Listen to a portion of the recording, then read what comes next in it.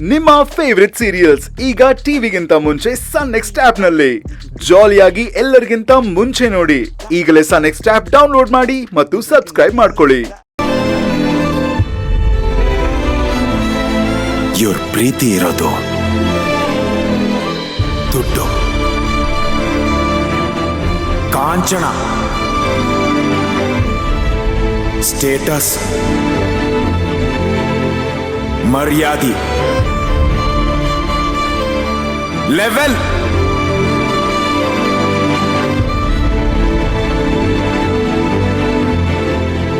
ಅದಕ್ಕೋಸ್ಕರ ಯಾರನ್ನ ಬೇಕಾದ್ರೂ ದೂರ ಮಾಡ್ಕೋತಾರೆ.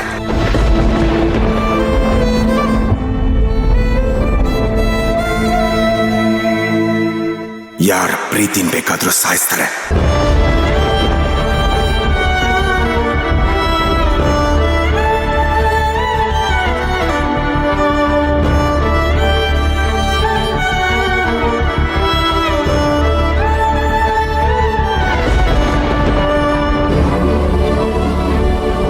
ಡ್ಯಾಡ್ ಅಂದಾಗೆ ನೀವೇ ತಾನೇ ಹೇಳಿದ್ದು ರಾತ್ರಿ, ಅದ್ಯಾವುದೋ ಅನಾಥಾಶ್ರಮಕ್ಕೆ ಡೊನೇಷನ್ ಕೊಟ್ಟು ನಿಮ್ಮಮ್ಮ ದೇವ್ರ ಅನ್ನಿಸ್ಕೊಂಡಿದ್ದಾರೆ ಅಂತ.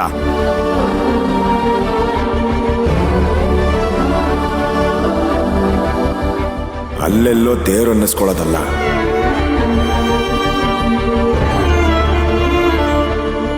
ಮನೆ ಸೊಸೆ ಕಷ್ಟ ಸುಖದಲ್ಲಿ ಜೊತೆಯಾಗಿ ನಿಂತು ದೇವ್ರ ಅನ್ನಿಸ್ಕೊಬೇಕಾಗಿತ್ತು.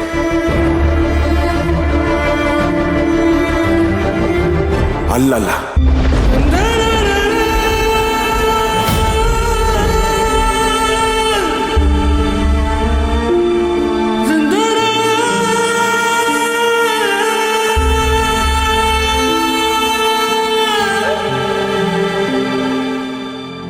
ಸರಿ ಸರಿ ಡ್ಯಾಡ್, ಅವಳನ್ನ ಸೊಸೆ ಅಂತ ಒಪ್ಕೊಂಡಿಲ್ಲ. ಓಕೆ, ನಾನು ಒಪ್ಕೋತೀನಿ. ಆದ್ರೆ ಒಂದು ಹೆಣ್ಣು ಅಂತ ಆದ್ರೂ ನೋಡ್ಬೋದಾಗಿತ್ತಲ್ವ. ಒಂದು ಹೆಣ್ಣು ತನ್ನ ತಾಯಿ ತಿಥಿ ಪೂಜೆ ಮಾಡ್ತೀಯಾರೆ ಅಂದ್ರೆ ಅಲ್ಲಿ ಹೇಗ್ ನಡ್ಕೋಬೇಕು ಅನ್ನೋ ಕಾಮನ್ ಸೆನ್ಸು ಇಲ್ವಾ ಇವ್ರಿಗೆ?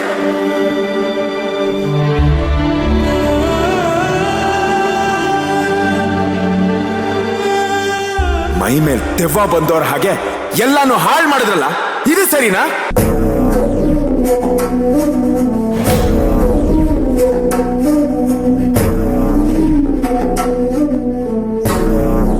ನೋಡು, ಅವಳು ಹಾಗೆ ನಡ್ಕೊಂಡಿದ್ದು ತಪ್ಪೆ. ಈಗ ಅದೆಲ್ಲ ಮುಗ್ದೋಗಿದೆ. ಅದೇ ವಿಷಯ ಇಟ್ಕೊಂಡು ಈಗ ಅದನ್ನ ದೊಡ್ಡದ್ ಮಾಡ್ಬೇಡ. ದೊಡ್ಡದ್ ಮಾಡ್ದೆ ಹೋದ್ರೆ ಇವ್ರ ದೊಡ್ಡಸ್ಗೆ ಹೀಗೆ ಮುಂದುವರಿಸ್ತಾನೆ ಇರ್ತಾರಲ್ವಾ?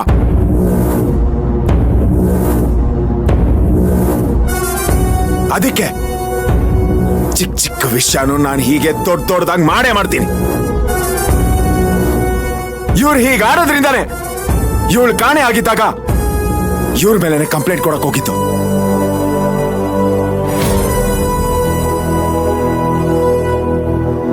ಆದ್ರೆ ನೀವುಗಳೇ ತಡೆದಿದ್ದು.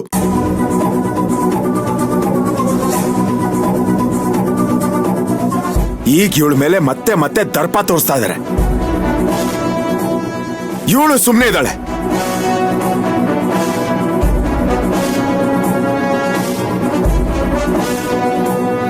ಇದೆಲ್ಲ ಬೇಕಿತ್ತಾ? ಇದಕ್ಕೆ ಹೇಳಿದ್ದು ಚಂದ್ರು, ನಾನು ಸ್ಟೇಷನ್ ಇಂದ ಬರೋದಿಲ್ಲ ಅಂತ. ನನ್ನನ್ನ ಬಲವಂತ ಮಾಡಿ ಕರ್ಕೊಂಡ್ ಬಂದು ಈ ರೀತಿ ಅವಮಾನ ಮಾಡ್ತಾ ಇದ್ದೀರಾ?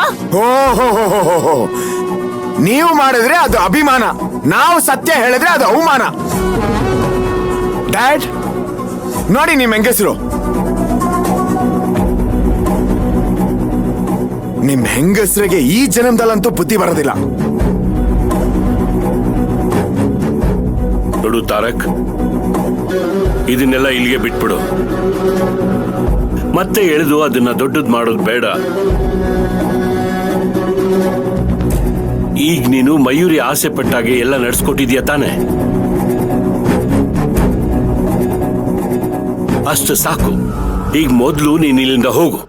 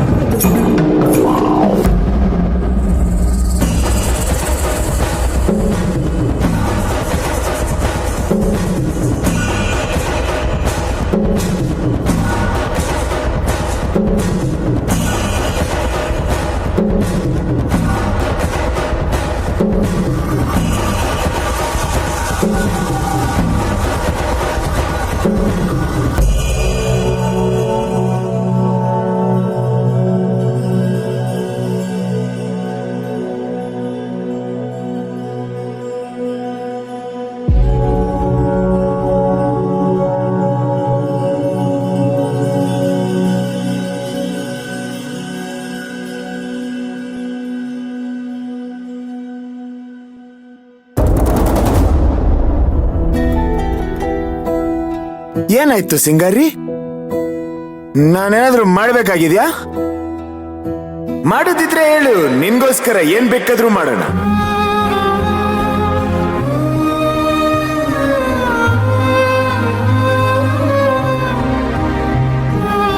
ಚಿಕ್ಕಜ್ಮಾನ್ರೆ, ಇದುವರೆಗೂ ನೀವು ಮಾಡಿರೋದು ಯಾವ ಕೆಲ್ಸಕ್ಕೂ ಥ್ಯಾಂಕ್ಸ್ ಹೇಳಿಲ್ಲ. ಆದ್ರೆ ಇವತ್ತು ನೀವು ಮಾಡಿರೋ ಕೆಲ್ಸಕ್ಕೆ ನಾನು ಮನ್ಸಾರೆ ಥ್ಯಾಂಕ್ಸ್ ಹೇಳ್ತಾ ಇದ್ದೀನಿ.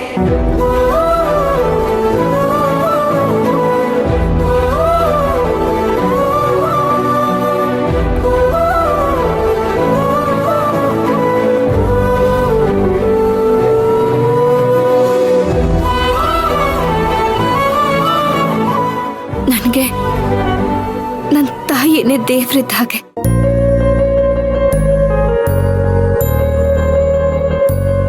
ಅವರು ಇದ್ದಷ್ಟು ದಿನ ಮಾತ್ರ ನಾನು ಸುಖವಾಗಿ ಸಂತೋಷವಾಗಿ ಇದ್ದಿದ್ದು.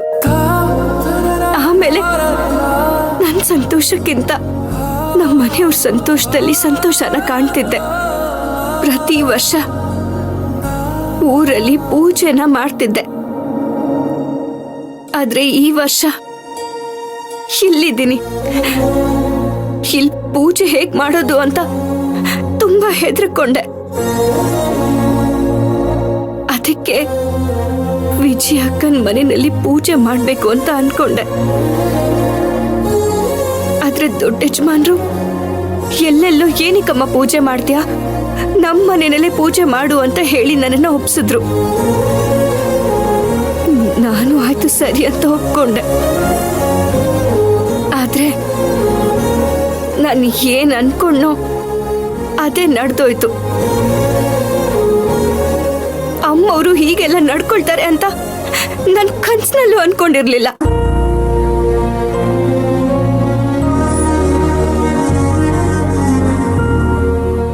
ನನಗೆ ಇಷ್ಟು ನೋವಾಗಿರುವಾಗ ನನ್ನ ತಾಯಿ ಆತ್ಮಕ್ಕೆ ಇನ್ನಿಷ್ಟು ನೋವಾಗಿರ್ಬೇಡ.